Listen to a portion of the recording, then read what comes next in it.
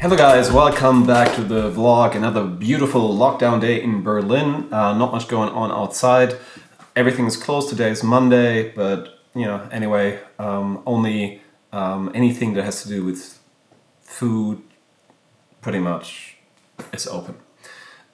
So not the most exciting time, but anyway, it is what it is, we'll deal with it. I had some time to go out today, as you can see at the short time lapse at the beginning and the short time lapse at the end. This I put a lot of effort in because it takes about 15 minutes to take one time lapse. I think it's even a little bit more than 15 minutes, and it's cold out, so I hope you enjoyed. Anyway, today I want to talk about something that is not a theme we like to talk about a lot, because today the news are again, how many people died on COVID, and obviously the numbers are increasing, but the big question is, how many people really die on a normal day in a country like Germany? And I looked it up. It's between 2,500 and 3,000 people die every day. So I didn't have in my life, or I haven't had much experience with death. I saw three people actually. Three dead people in my entire life. That was my grandfather in 2001. And I think in 2018 I was close to the Baltic Sea, and this old man, he had a beautiful death. He just had a heart attack, just driving. It didn't hit anybody, and then, we tried to help him, and then, they realized, well, obviously the doctor came and all that, and then they realized that he had passed. And then my mom last year. So that was my most intense experience. My mother had cancer, and so I stayed with her for a couple of months, and basically stayed with her until she died. And as intense as it was, it was a great learning experience. I think it's especially intense when your parents die, because you kind of, who's next in line? And I was always interested why children, are so sad when their parents die, and it's a big part of yourself, obviously. I mean, part of your past dies, and at the same time, I think we all know, well, we're next, and death is a really scary thing, because it's the unknown. Now, in the spiritual world, you say you should die every day. The whole idea of having an ego and transcending the ego, so letting the ego die while you're in a body, is basically the idea that you die while you're in the body, and you don't have to leave the body to have the experience of leaving the idea about yourself behind. Now, oops, that was my glasses. Bye-bye. Anyway, so we have lost, and I just put it out there, we have lost the contact with death because we don't see dead people. We don't. Usually we don't. It's only in our heads we think, oh yeah, we know we have to die, but we don't want to think about it, and we don't see it. I mean, how many dead people have you seen in your life? I mean, my grandfather was in the war. He saw a lot of dead people. They had a different relationship to that because they've seen it. We don't see it. It's like buying a schnitzel or eating a schnitzel. You don't know what happened to, to the pig. I mean, you have no idea. Or you buy a steak in the supermarket. You have no idea where it comes from. It's just like wrapped up in plastic, and that's it. Done. So I think to deal with what is happening, we also have to find a connection to death again. We have to have a relationship with that, because nobody gets out of this alive. I'm sorry, guys. That's true. Nobody will. But we all think we do. So we don't want to deal with it. And then when somebody tells us, oh, somebody died, or you might die of COVID, we all get scared. We're like, damn it, I don't want to die. What's going to happen? And I'm not saying not to be scared of death, but we have to face that we will not be here forever. And that's a good thing in a way. I mean, it was a really beautiful experience to be able to be with my mom, even though my mom and I had good days and bad days. My mother was a very powerful double Leo woman who, in her heydays,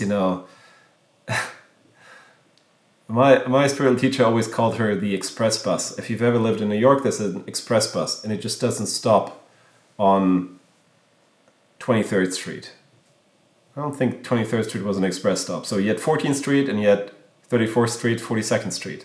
So if you would step on the road on 23rd Street, well, the express bus ain't stopping, That was my mom. And I always stepped on the street on 23rd Street, so she didn't stop for me. Anyway, and we didn't talk for 10 years at a certain point. But then, I came back to Germany and we had a relationship again, and it was a different relationship. And I have to say I dearly loved this woman, when she passed away. And I was the only one who was with her at the end. And it was so beautiful to see her after she had died, because the entire image she had made up about herself, the pressure of that image that was really hard to keep alive when she aged, it was just all gone. She was at peace. And it was really interesting to see, because for my mother, looks were really, really important. It was the most important thing, I would say. She was really into how she looked. And since she was a very beautiful woman when she was young, and so her makeup, her hair, and all that. And the day after she died, and I did visit her, I've never seen her being as beautiful before. It felt like she had a little smile. It was finally, all that struggle, all that drama was finally over. I've never seen her relaxed really while she was alive. And she didn't have any hair obviously anymore, because she had cancer treatment, and she had no makeup on, and she just looked beautiful. So, and my mom also had a near-death experience when she was much younger, and she always said, I'm not afraid to go. So, what are we really afraid about? And how do we find a relationship with death again? Because a famous saying, life is a preparation for a good death, And we'll live to eventually, what I hope when I close my eyes, that I can say, well, I made the best out of it, I had some fun, what a ride. That wasn't my mom, she really had some regrets when she died. But maybe that's also why we are so afraid of dying, because we feel we haven't really lived the life that we wanted to live. And that's what I also want to help you with this vlog, I mean, nothing worse than when you go and you say, well, what was this all about? So I think that's why we're so afraid of death. I mean, and also we have lost the contact with death. So me seeing my mom passing And having a smile on her face really helped me to have a different relationship with death. And it also inspired me to really make the most out of life.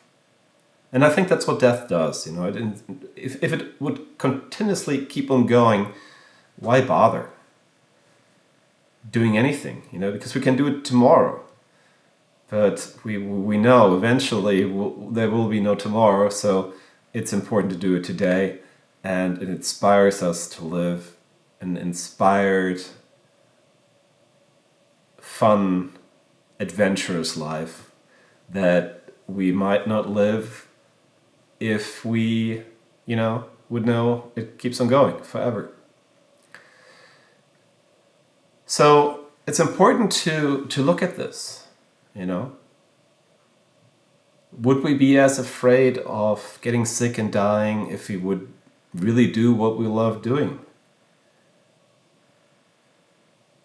Would we be worried at all, you know? Obviously, we would be conscious about not wanting to pass this on to somebody else, but would we be worried about what we're doing for ourselves? And that's the question. And I forgot my microphone, so I don't know. So I was just on a roll. It felt so good, and I was like, where's the microphone? So I hope the sound is okay. Anyway, you know, nothing I can change about that now. So anyway, so that's my point today. Live the life you want to live, and that helps you not to be afraid of what lies ahead, because you can say, well, anyway, I wish it would have been a little bit longer, and it's always too short. But I did what I wanted to do. I had fun. I enjoyed my life. And that's that. Thank you so much. I'll see you guys tomorrow again with microphone. Oh boy. Anyway, I hope there's some sound on this. Thank you so much.